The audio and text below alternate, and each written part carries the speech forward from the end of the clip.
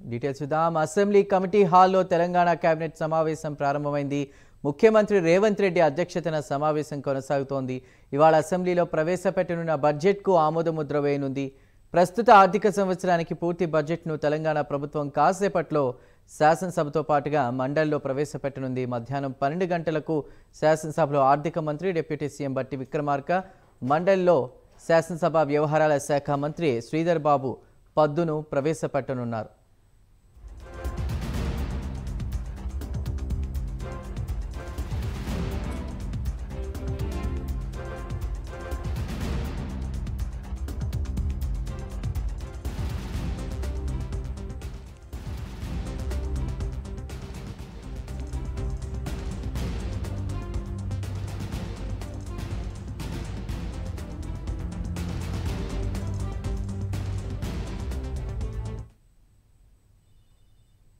Assembly committee హాల్లో Telangana cabinet సమావేశం ప్రారంభమైంది. ముఖ్యమంత్రి రేవంత్ రెడ్డి అధ్యక్షతన సమావేశం కొనసాగుతోంది. ఇవాళ అసెంబ్లీలో ప్రవేశపెట్టనున్న బడ్జెట్కు ఆమోదముద్ర వేయనుంది. ప్రస్తుత ఆర్థిక సంవత్సరానికి పూర్తి బడ్జెట్ను తెలంగాణ ప్రభుత్వం కాసేపట్లో శాసనసభతో పాటుగా మండలిలో ప్రవేశపెట్టనుంది. దీనికి సంబంధించిన పూర్తి అప్డేట్స్ని మా ప్రతినిధి నాగేంద్ర లైవ్ ద్వారా అందిస్తారు.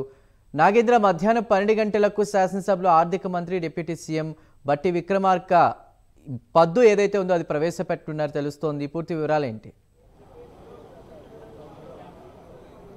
Thank you Chandu. మరికొద్ది క్షణాల్లోనే తెలంగాణ బడ్జెట్ 2024-25కి ఆమోదముద్ర పడబోతుంది. అసెంబ్లీ మీడియా కమిటీ హాల్లో సీఎం రేవంత్ రెడ్డి అధ్యక్షతన కేబినెట్ సమావేశం ప్రారంభమైంది. సమావేశంలో మంత్రివర్గం అంతా కూడా హాజరైనటువంటి పరిస్థితి. ప్రస్తుతం ఈ బడ్జెట్కి సంబంధించినటువంటి అంశం పైన ప్రస్తుతం డిప్యూటీ సీఎం అనేటువంటి ఆర్థిక శాఖ మంత్రి బట్టి విక్రమార్క పవర్ పాయింట్ ప్రజెంటేషన్ ఇస్తున్నారు. బడ్జెట్కి సంబంధించినటువంటి అంశం పైన ఈ పవర్ పాయింట్ ప్రజెంటేషన్ కంప్లీట్ అయిన తర్వాత బడ్జెట్కి ఆమోదముద్ర పడబోతుంది. ముఖ్యంగా ఆమోదముద్ర పడిన తర్వాత మధ్యాహ్నం 12 గంటలకి అసెంబ్లీలో ఆర్థిక శాఖ మంత్రి బట్టి విక్రమార్క బడ్జెట్ని ప్రవేశపెడితే, అదేవిధంగా మండలిలో శాసనసభ వ్యవహారాల మంత్రి అయినటువంటి శ్రీధర్ బాబు బడ్జెట్ని ప్రవేశపెట్టబోతున్నారు. ముఖ్యంగా ఈ బడ్జెట్ 2024-25 బడ్జెట్ దాదాపు 2,80,000 కోట్ల నుంచి 2,90,000 కోట్ల వరకు కూడా ఈ బడ్జెట్ ఉండేటటువంటి అవకాశాలు కనిపిస్తున్నాయి. ముఖ్యంగా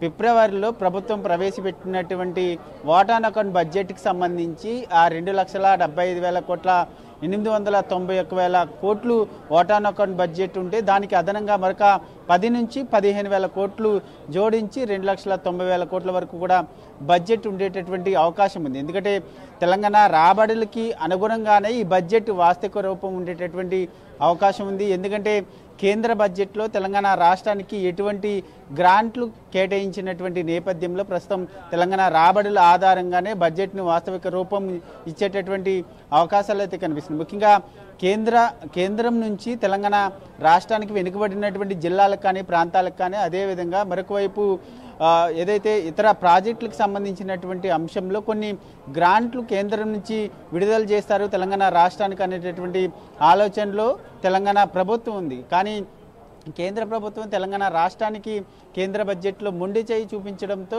ప్రస్తుతం రాష్ట్ర బడ్జెట్ అంతా కూడా రాబడులకు సంబంధించినటువంటి దానిపైన ఆధారపడినటువంటి పరిస్థితి కనిపిస్తుంది. ప్రస్తుతం దానికి అనుగుణంగానే బడ్జెట్ని అయితే రూపొందించినటువంటి పరిస్థితి అయితే కనిపిస్తుంది. ముఖ్యంగా బడ్జెట్కి సంబంధించినటువంటి అంశంలో చాలా కీలకంగా వ్యవసాయానికి అయితే అధిక ప్రాధాన్యత ఇచ్చినట్లు తెలుస్తుంది. దాంట్లో దాదాపు 50,000 కోట్లకు పైగా కూడా వ్యవసాయ రంగానికి కేటాయించినట్లు వార్తలు వినిపిస్తున్నాయి. ఎందుకంటే తెలంగాణ రాష్ట్రంలో కాంగ్రెస్ ప్రభుత్వం అధికారంలోకి వచ్చిన తర్వాత 2 లక్షల రైతు రుణమాఫీని అమలు చేస్తున్నటువంటి నేపథ్యంలో ప్రస్తుతం ఆ రైతు రుణమాఫీకి 31,000 కోట్లు అవసరం కాగా, మరొక వైపు రైతు భరోసాకు సంబంధించి మరొక 15,000 కోట్లు, అదేవిధంగా రైతు బీమాకు సంబంధించినటువంటి దానికి మరొక 7,000 కోట్లు అవసరమవుతున్నటువంటి నేపథ్యంలో ప్రస్తుతం ఈ వ్యవసాయ రంగానికే దాదాపు 50,000 కోట్లకు పైగా కూడా ఈ బడ్జెట్లో కేటాయించేటటువంటి అవకాశం కనిపిస్తుంది. తర్వాత మరొక విద్యుత్ రంగానికి సంబంధించి కూడా అధికంగా బడ్జెట్లో నిధులు కేటాయించేటటువంటి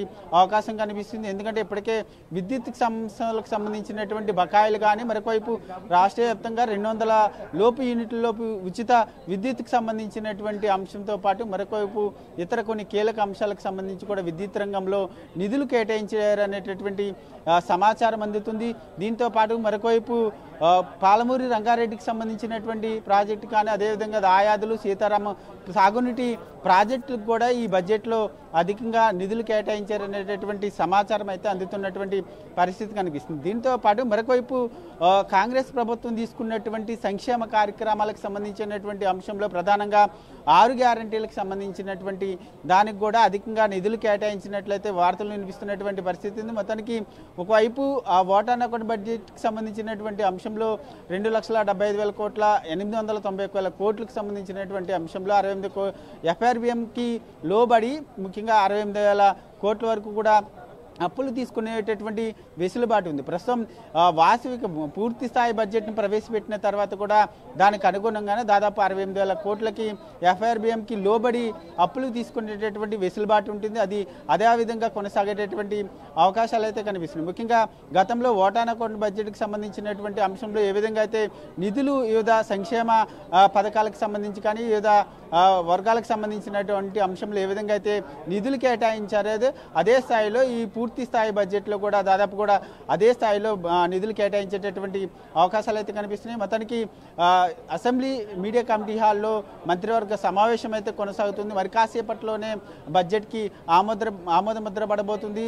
అసెంబ్లీలో బట్టి విక్రమార్క, అదేవిధంగా మండలిలో శ్రీధర్ బాబు బడ్జెట్ని ప్రవేశపెట్టబోతున్నారని చెప్పాలి. Right, thank you Nagendra.